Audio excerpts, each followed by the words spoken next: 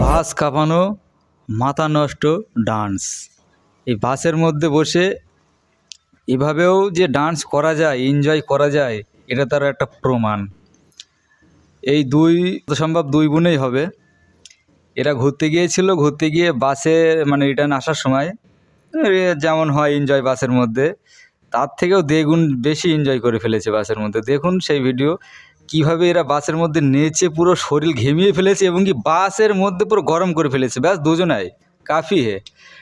আর এরকম যদি আরও দুজন চারজন থাকতো বাসের মধ্যে, আমার মনে হয় বাস ড্রাইভারকে দাঁড় করিয়ে বাসটাকে ডান্স করে, যে পিকে ফিল্ম যে দেখেছেন না, ডান্সিং কার, আর এখন দেখছেন ডান্সিং বাস।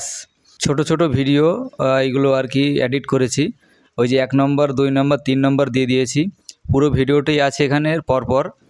আমি ভিডিওর অরিজিনাল সাউন্ডটাও শোনাবো, কপিরাইটের জন্য পুরোটা শোনাতে পারিনি। দেখুন ভিডিওটি আর এনজয় আপনারাও করুন।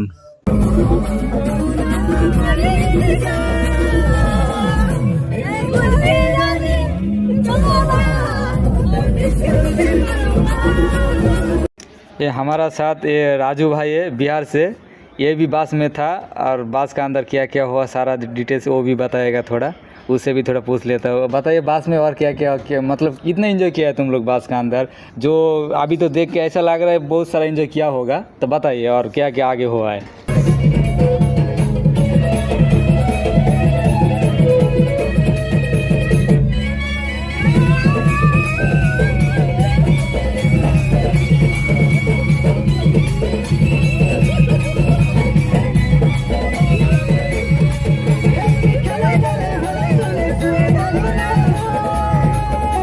इंजॉय तो बहुत हुआ है, क्या बताऊँ मैं।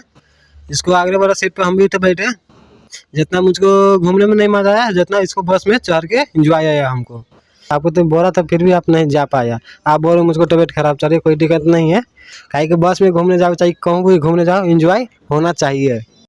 অবশ্যই ঘুরতে গেলে ঘোরার মতো মজা না হলে তার মানেই থাকে না। আর বাকি ভালো মন্দর বিষয়টা কমেন্ট করে জানাবেন। যদি ঘুরতে গিয়ে যদি ঘোরার মতো মজা এনজয় না করা যায় তাহলে তার মানেই থাকে না। ঠিকই বলেছে।